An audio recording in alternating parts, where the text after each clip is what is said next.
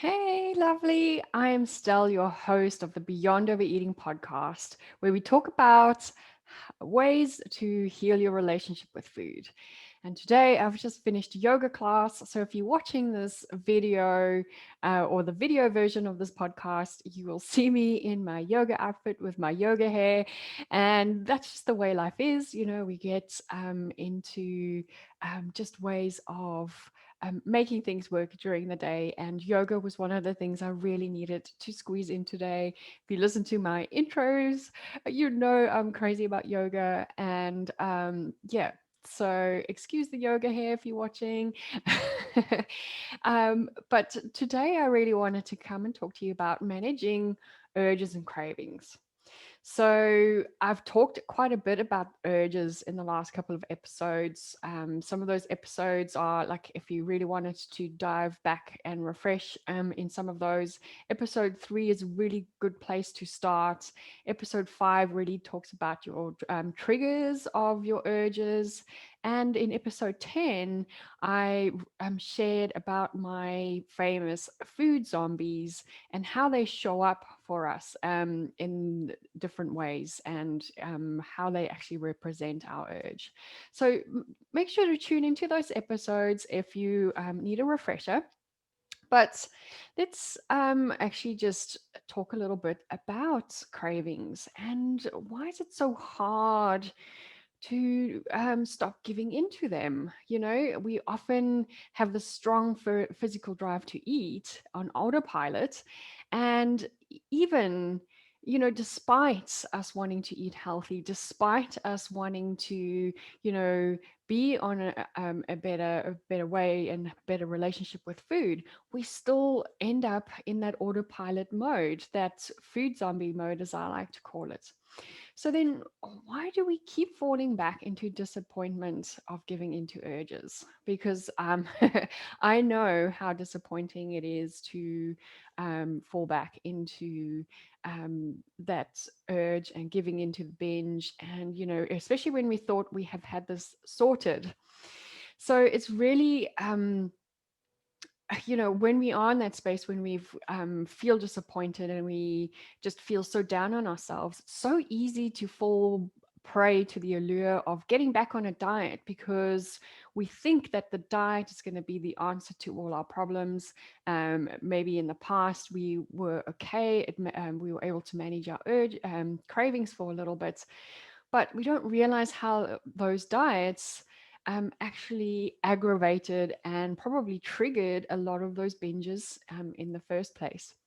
So, diets and deprivation only add to our misery.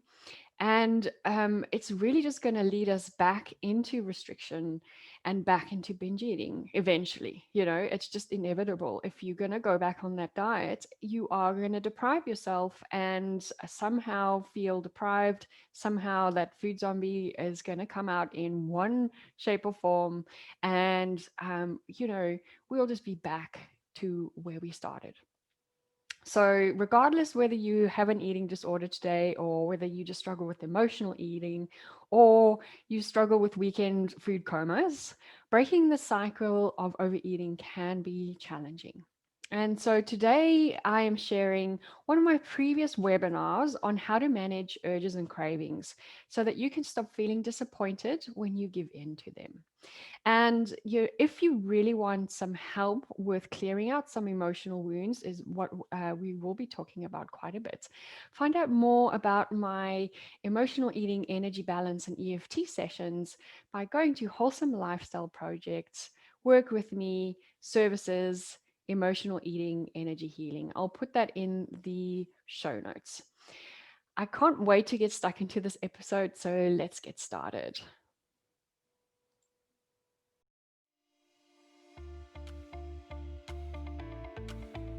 Welcome to Beyond Overeating by Wholesome Lifestyle Project, the Overeating Podcast, where I'll be showing up weekly to share with you what I've learned during my binge eating recovery, helpful tools such as yoga, mindfulness, and energy medicine.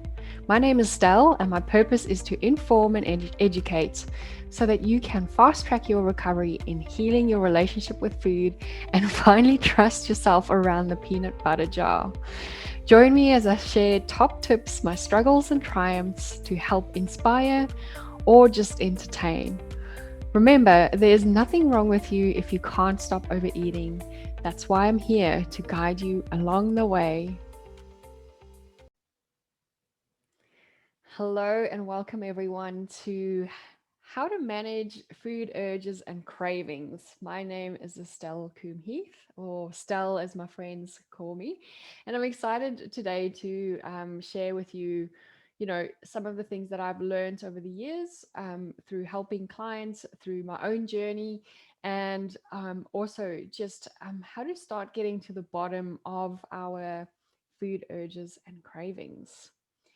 So basically, I thought what we'll do as we start here, let's just reflect a little bit and let me know what you normally crave. Is it sweet, salty? If you feel like you're more of a carb person or chocolate, post in the comments and I'll pick those up in the chat. So pop that in the chat box. What is your biggest cravings? If you're watching this on the replay, pop it in the comments wherever you see this. As I wait for those, Tammy says carbs. Okay, beautiful.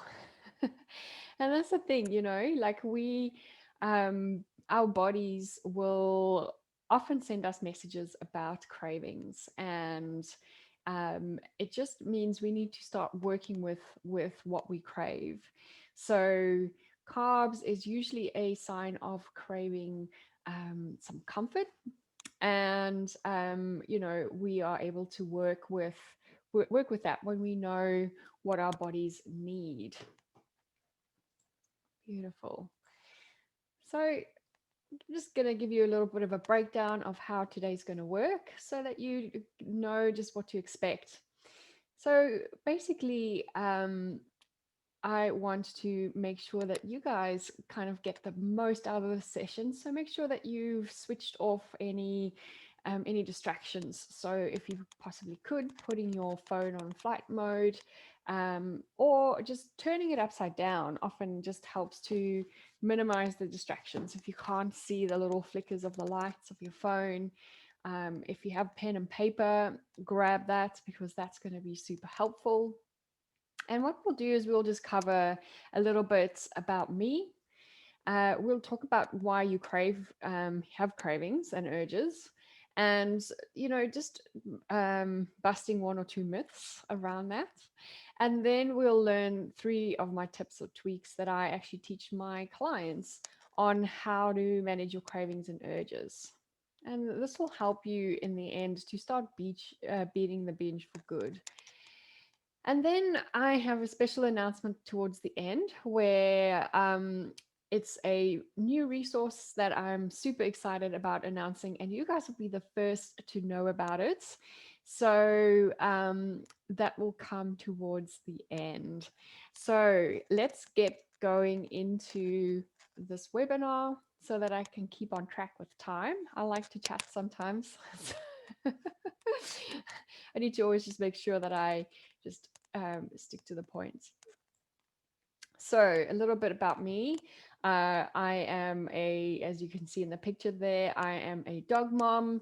We've had Kaiser for just over 7 years. He's our baby. As you can see, he just like takes over the furniture. I'm also a yoga teacher. I've been teaching for just over 2.5 years now. It's something that I'm super passionate about. And, I infuse a lot what I've learned in my yoga teachings. It might not be the physical movement, but, I teach a lot of what I've learned through that, through my teachings in, in what I talk about, because that's something that's really helped me in my recovery, is that mindfulness that I achieved through yoga. So as you can see on the right, I'm a little bit of I love adventure. So getting out there, climbing walls, jumping off cliffs is kind of my thing. I also love the outdoors. Hubby and I, we've been married for just over 12 years now, and we just love the outdoors. This photo was taken just this weekend when we went camping by the beach. We were finally allowed back out after lockdown.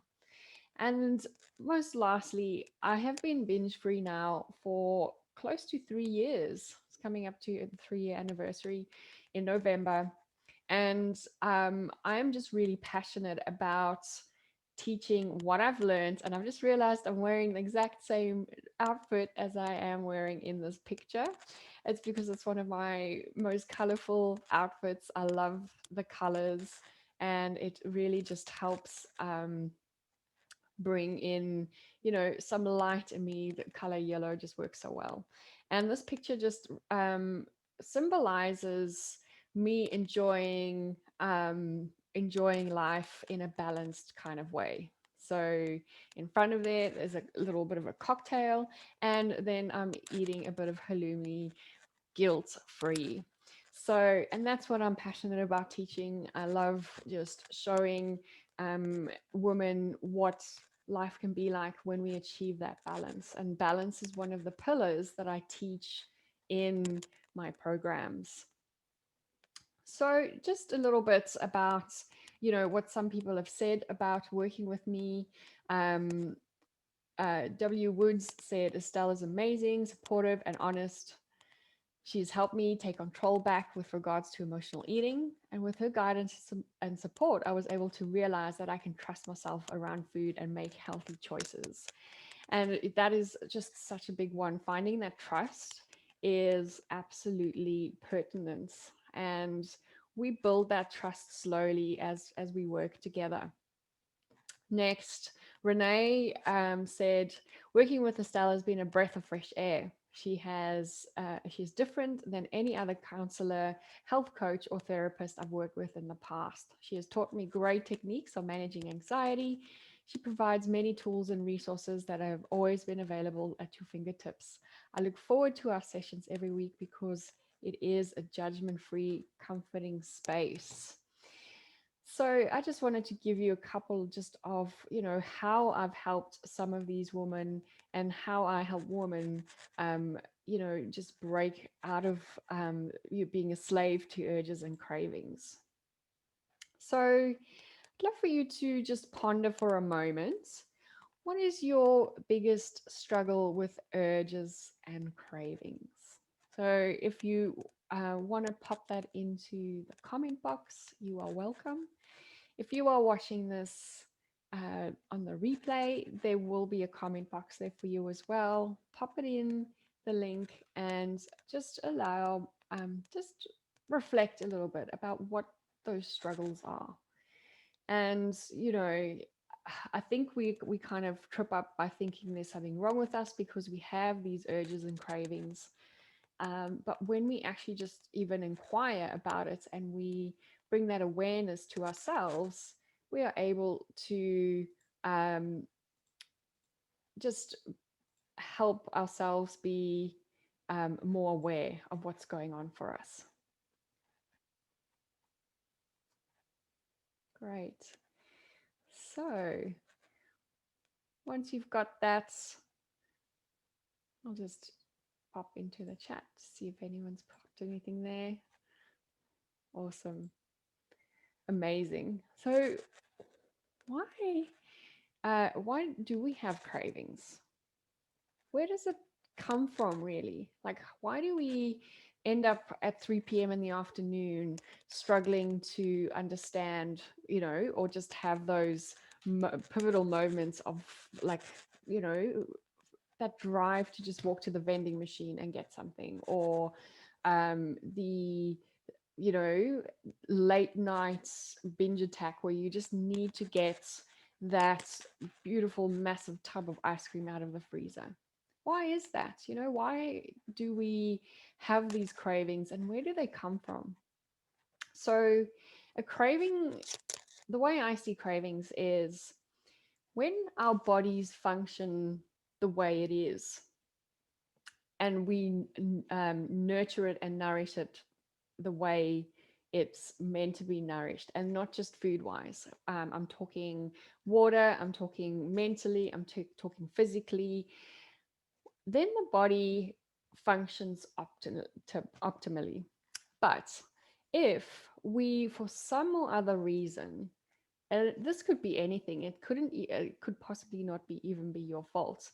If we feel stressed, for example, if we haven't moved our bodies, for example, if the body feels under any form of stress, we will experience cravings in the body. So cravings are natural, they're not the enemy. And what I always say to my clients is that they are a signal that something is out of balance in the body. And that is great information. The more we can see our cravings as information and use that, the better. So, why do we have cravings, and where do they come from? And what are some possible causes of cravings? So, we'll talk about the visual cues first.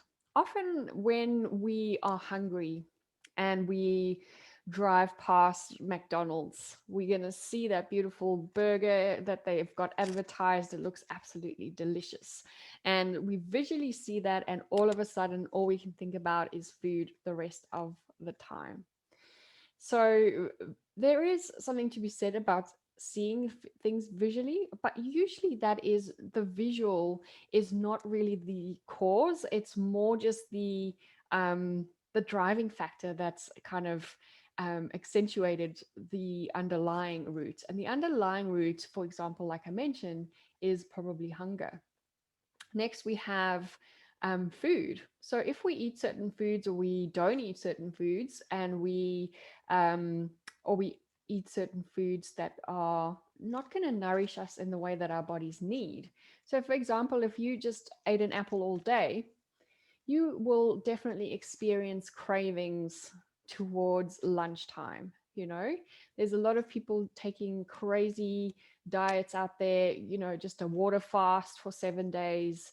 The cayenne pepper lemon juice diets, all those kind of things deprives our bodies of nutrients, and our bodies need nutrients and calories to function. Calories have been kind of made out as being the enemy. However, we need calories to make our body function. And if we don't eat at certain times, or we don't eat enough, our bodies will send out signals and crave for cravings. And it's usually the high energy foods that we would crave, like our sugars and carbohydrates, because the body knows that that's going to give it energy, the most bang for the buck, as we call it. The next thing is your emotions. So, there's a lot to be said about emotions, and having emotional cravings for certain foods. And this comes from either trying to distract yourself from a negative emotion, or there's an emotional association to certain foods. So, for example, if you have always eaten a black velvet cupcake with your friend, um, you know, um, during lunchtime, for example, you will start getting an emotional attachment to black velvet cupcakes. And the emotion there is more that sense of belonging and friendship. And when you think of friends or friendship, or you feel lonely, you might possibly start wanting that beautiful black velvet cupcake. We also have hormonal causes of um, cravings, and this is, our whole body is made up of hormones. So this is not just our feminine reproductive hormones.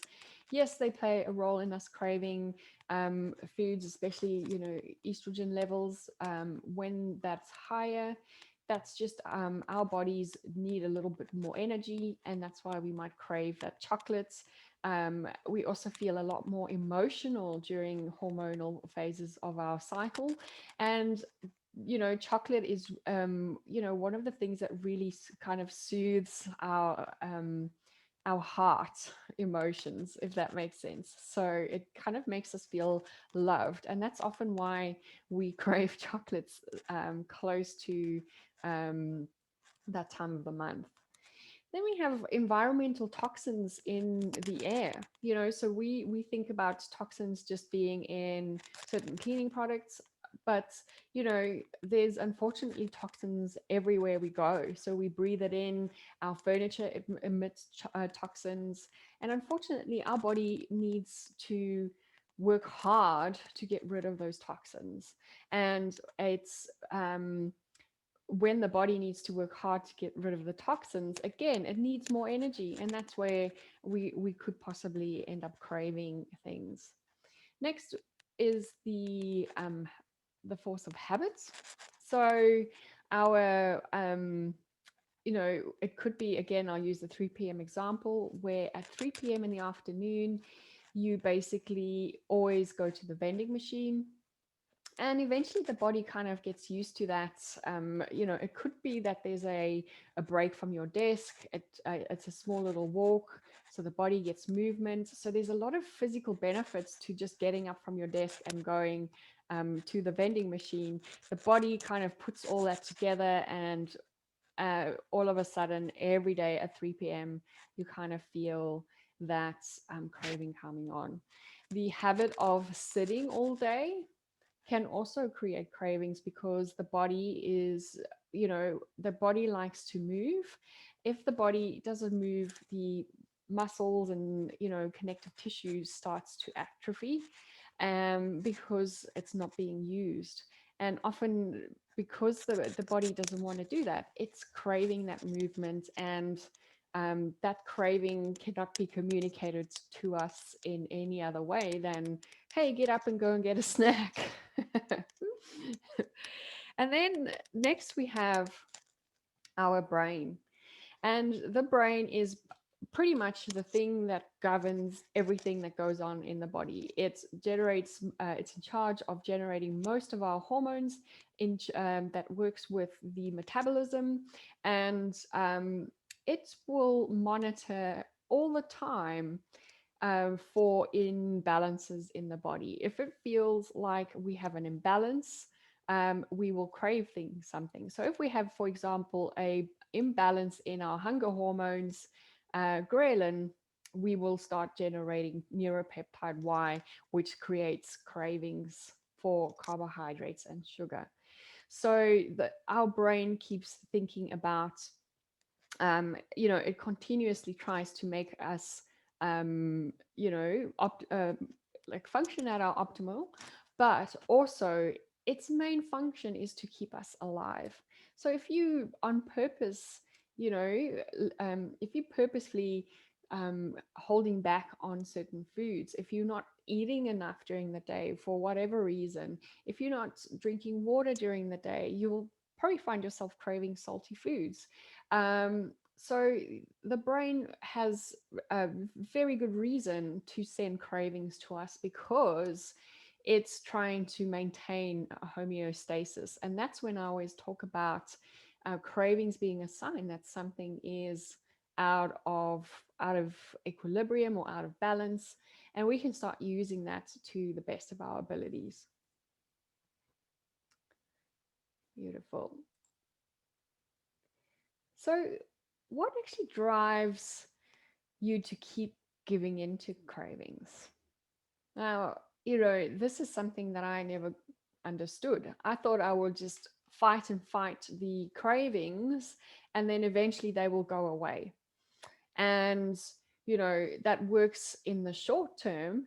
However, somewhere down the line, I would self-sabotage my eating plan or my latest diet, because I thought I managed the cravings by ignoring them. However, somewhere down the line, I would find myself eating a whole box of pastries on my way home from work.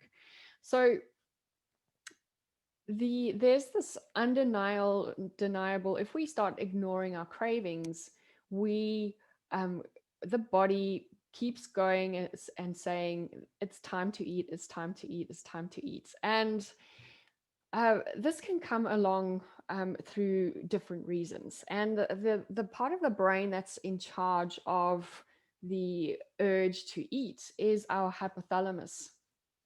And this is the part of the brain that's in charge of the uh, pretty much all our functions. So, whether it's sleep patterns, whether it's just digestion, everything kind of happens in the hypothalamus. It's one of those, the primal parts of the brain. You can't really see it much in this picture. It's kind of behind this orange lobe. However, I really enjoyed this picture that the Love Light Inspiration magazine created in one of the articles that I wrote. So the hypothalamus regulates pretty much everything that happens in the body, and it comes from that very old part of the brain. So people often call this the lizard brain, or the monkey mind, the primal brain. And my clients and I, we've started naming this the food zombie brain, because that's the part of the brain that sometimes just switches off your mind and sends you into a feeding frenzy without you being able to stop. So, this part of our brain is what creates the urge to eat. And it will, when I work with my clients, often we don't understand what that urge is. We can conceptually get it, like there's an urge. However, when I start working with my clients, I actually help them feel what that feels like in the body, what kind of signals come up for them, because it can be in different forms. It can be in forms of thoughts, it can be in forms of feelings in the body, and it can also be in form of tastes or sensations, especially in the mouth or the throat area. So if you are able to start identifying when that urge comes up, you are able to then go, okay, my body is telling me there's an urge, or I've recognized now that there's an urge. Let me react to that instead of, just ignoring what's going on. So the urge creates a couple of, ways of how we react during um, our, throughout our behavior with food. And I've named these this typical ways the food zombie squad, because our brain has different ways of getting us to give in to those urges and cravings. And the first one is called wagon wonder. Wagon Wonder is my self saboteur. She's really good at, starting a diet, but then finds herself um, fighting and being the victim of self sabotage all the time. And wagon wonder is something that we often can identify with, because I think, if you are here, you have attempted a couple of eating plans, and most of them you have found yourself in self-sabotage. And wagon wonder often says to you, whispers in your mind, well, you've already had one, you might as well have some more finishes so that we can start again on Monday. Next, we have counting Cassie. And Cassie is the part of our bodies and our subconscious that wants to be, that obsesses about eating healthy. And unfortunately, when we want to just eat healthy and pure and cut out everything in our diets that's not, that's calorie free, dairy free, sugar free, all those kind of things, that creates a lot of deprivation in the body, because the body needs calories to function. If we keep cutting and cutting calories, that's often going to lead us into binge eating. And this is something that I struggled with for many, many years. Is I was counting Cassie. I was all these sometimes all at once, sometimes just one at a time.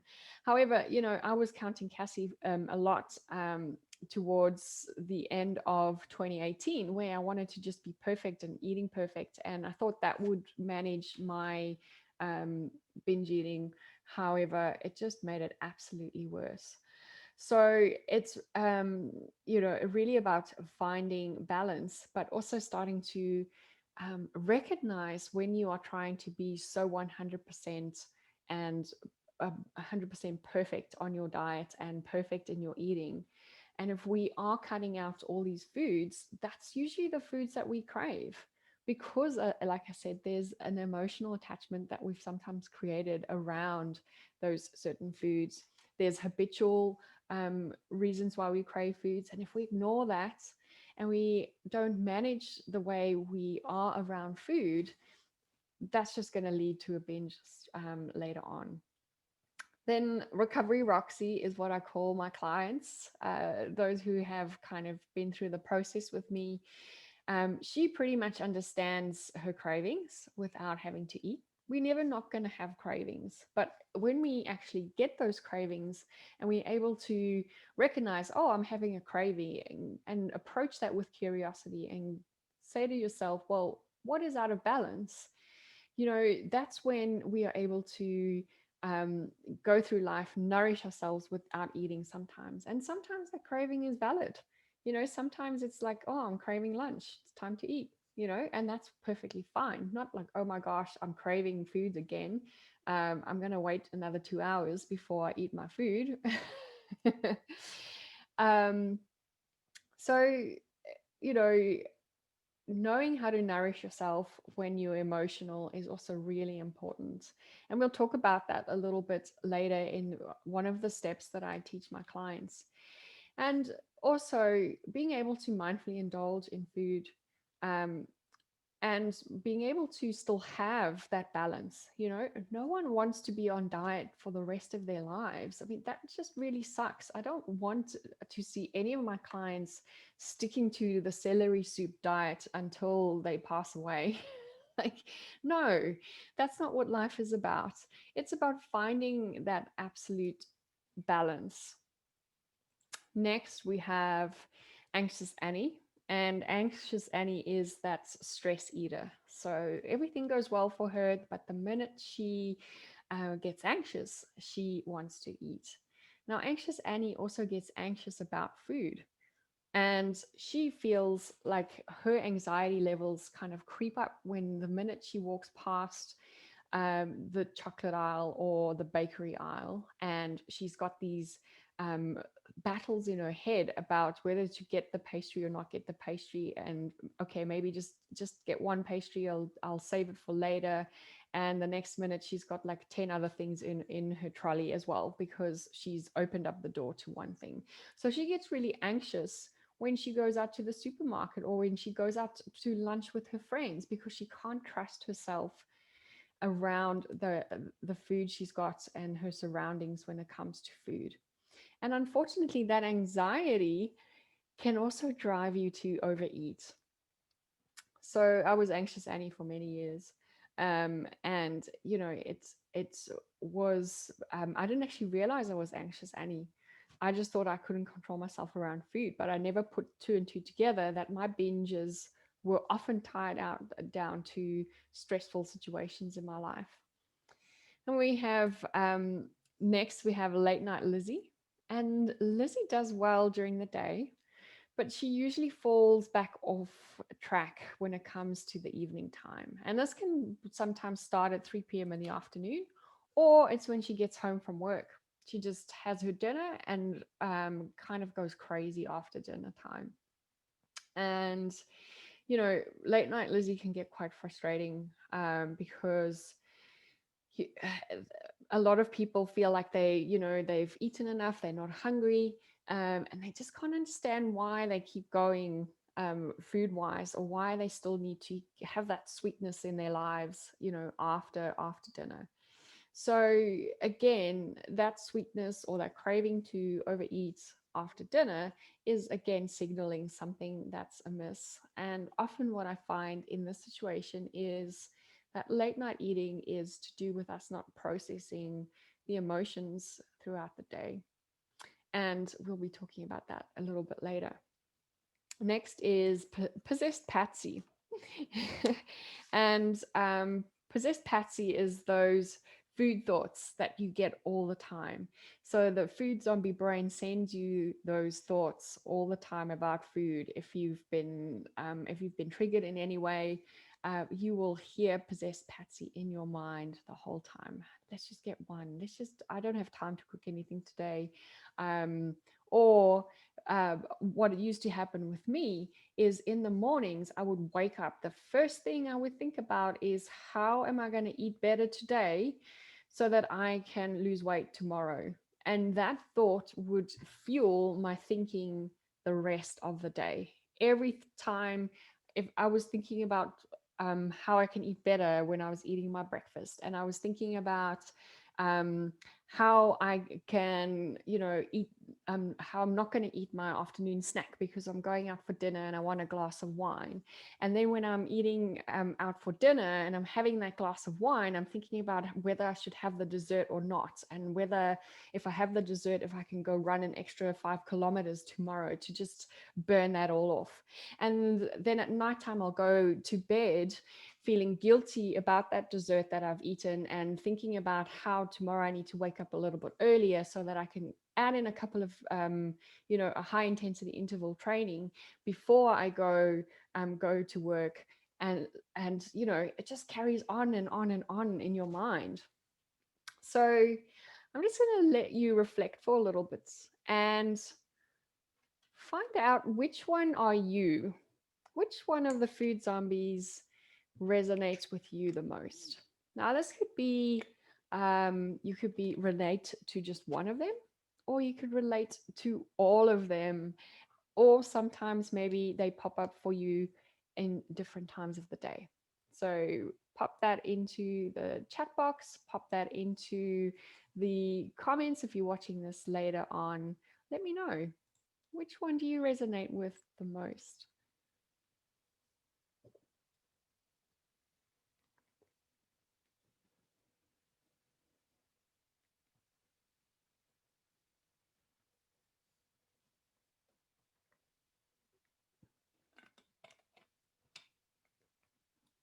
Beautiful. I can't wait to see all the comments.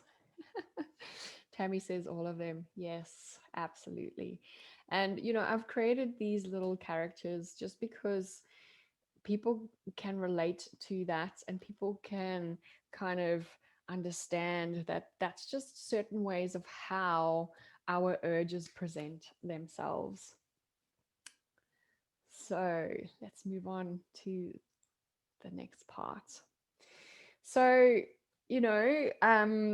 I just popped up this little blurb from one of my clients, Jamie, where she just basically really struggled with getting her eating under control. She did one of my challenges and really started seeing a difference. And then she decided to work with me in a one-on-one capacity. And she really started learning about her habits around food, her hang-ups, and, realizing that she was getting in her own way. She was ignoring what the food zombie or those cravings were telling her. And in that, she was able to, um, through working with me, she was able to start really finding out who she was as a person. She started getting self-confidence back because she no longer gave into those urges and cravings. And with Jamie, those urges and cravings, like most of my clients, they get smaller and smaller and smaller if we deal with them, if we identify them, and we know how to manage them. And that's what we'll be talking about soon. And just another one, Marianne said that, my advice to her about stopping the diet cycle made such a difference to her. Her cravings became better. She's now listening to her body, and food is no longer the enemy, and this is all because she stopped listening to that food zombie brain. And she now listens to the brain that tells her what she needs. And that is just such a beautiful place to be in. So I'm always grateful to just share these little stories with you, because I want you to realize that these recovery from all of this is possible. And sometimes we just need to be guided slightly in the right direction. So,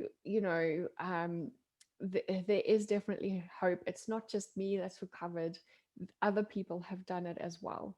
And if they can, then you can. And I have full faith that, someday you and I will be chatting about your recovery and what a massive difference it's made in your life.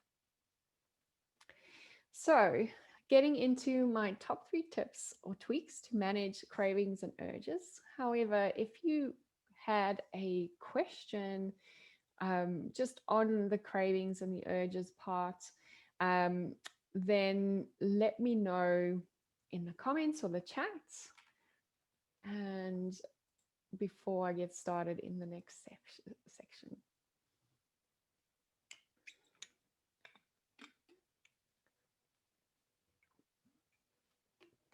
It's getting so hot here, and I'm just needing a lot of water during the day. So, in order for us to start managing cravings and emotions, we need to dig a little bit deeper. And this is usually the one of the pillars that I teach my in my programs, is the step of managing emotions and all forms of triggers. So, one of the things we need to do to start healing, especially in an emotional space, is healing emotional wounds. And we can only do that if we start prioritizing self care and self compassion in ourselves.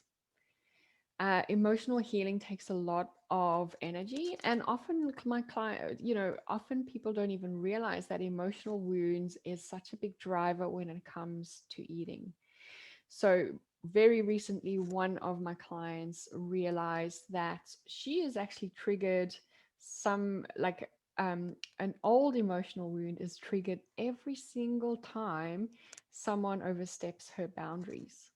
And what that means for her is she goes back to somewhere back deep into her subconscious, back when she was a little girl. And that wound gets scraped open every time that boundary is crossed now, even in this time. And that makes her extremely angry. And when she's angry, she doesn't like being angry because angry is not in her nature. It feels uncomfortable. And that's what's been driving her to binge eat. So, paying attention to your physical sensations of cravings is so important. Also, understanding what your body needs. And one of the questions I ask my clients very, very often is, what does your body need? And then taking the extra time to really listen and take care of yourself. If you had to start asking your body, what do I need? It definitely is going to start giving you some answers. The other thing about emotions is, if it's a deep emotion that we feel, and this could be just anxiety throughout the day, it could be a certain trauma that's tied to anxiety. If we don't deal with those traumas throughout the day, we are not going to be able to um, feel comfortable in our bodies. And towards the end of the day, our body's tired, the brain's tired, and now we're sitting with this old emotional wound, or this emotion of anxiety that we've been carrying with us all day. And that is what, triggers a lot of overeating, especially at nighttime, is not dealing with your emotions and your other triggers during the day. So, you know, and while we're talking about triggers here, the most main triggers of urges is hunger, is the number one trigger. Then we have emotions, and then we have habit. So if we're not aware about our how we feel in our bodies, with whether our bodies are fueled, if we're not aware of the emotions we are experiencing, or we've ignored our emotions, that's often just going to lead to us giving in at the end of the day when we're tired and we've just had so many things going on. And then, if we're not aware of the habits we've created around these two things, around hunger and emotion, then we will always be triggered throughout the day. And we'll always feel like we're out of control around food. Next is managing anxiety around food. Now, this is such a big one because I always talk about anxiety being a double edged sword. You can have anxiety that triggers you and that leads you into eating, or you get so anxious about food that that eventually leads you into eating anyway. So, how do we start managing anxiety around food? We need to stop fearing the foods. We need to bring in a more of a kindness to ourselves when we eat, and bringing in balance when we eat. So if you're restricting, if you are, blaming food and saying how toxic it is, how sugar is so addictive, you create a fear in your body, you create a fear in your mind. So every time you walk past that chocolate aisle, you are going to feel anxious. And our bodies don't like feeling anxiety. It's one of the lowest vibrational emotions. It's uncomfortable, and our bodies are soon going to reach for some form of distraction or comfort. And food is one of the things that will provide that for us. So, if you're able to start relieving and, you know, bringing more of a neutral way of looking at food, that's going to help you a lot to reduce some of that fears in food. And also, if you start managing some of your stress levels, you will start lowering those cravings, and then you'll start reducing that stress eating that happens so often. And then the last step is to nourish your mind and body without food. Now, this is probably one of the hardest things that I work with on myself. And that, like I took forever to start finding things to nourish my body or nourish myself without, looking for food, because I had this habit of always treating myself with food, of always, going out for dinner or buying myself a bottle of wine, or, you know, um, getting a piece of cake when I'm trying to celebrate something. So when I needed to find different ways of nourishing my mind and body, I had no idea. I had no clue what to look for. So, some of the things that will really start nourishing that mind and body, the first one is making peace with food. Because if you have that more neutral aspect around food, you'll start following your intuition of what your body needs and what serves your body well when it comes to food. But you'll also start noticing when your cravings are not food related, when it is actually an emotional craving. So, and we can't really see that if we're in that very, restrictive, controlling way around food. It's not something that we can clearly see. And I was in denial about this for many years. I just figured, well, I just cannot eat sugar. It's just, once I start, I just can't stop. And I didn't realize how that was triggering anxieties in my body and mind. And just by relieving that anxiety around sugar, and being okay with if I have a little bit of sugar, it's not like I have it all the time, but just being okay with that. And when I do have it, like, having the permission to do so, already I released the anxiety around the sugar, and already my mind was nourished. by just not working, getting myself into a frenzy. The next thing is, in order for us to start nourishing ourselves, we need to make friends with our bodies. Because otherwise, how are you going to know what your body likes? How are you going to know what your body needs if you are completely at war with your body all the time? So if I'm not saying that you need to all of a sudden love your body, as it is. But what we can do is start um, accepting your body, and when we accept our body, we become more mindful to when we have these cravings or to when something's out of line. And that's when we're able to react and nourish ourselves without with our food. And then the last one in the nourishment side is planning for success. Now, you might be wondering, well, how's that nourishing to my mind and body? But, if you manage your day and week as much as possible, you are avoiding the extra stresses you add onto your body. If you are planning what you eat during the week, you are avoiding certain cravings, because if you know your body, you know how to nourish it, and you plan on what to eat for the week, and you eat mostly what's in your plan, your body will be nourished and you won't have those cravings.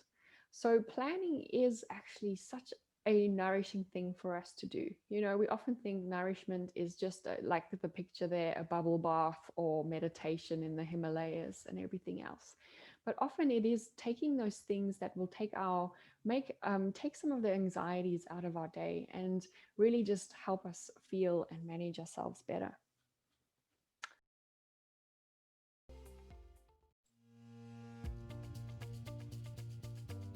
Thank you so much for joining me today, and don't forget to share this with all your friends. You can do this by adding this to your Instagram story and tagging me at Wholesome Lifestyle Project, or by simply telling them about it. If you could rate and review on whatever platform you are listening, this will go a long way in helping me get this podcast out there so that I can share my message and help as many women out there struggling with food issues as I can.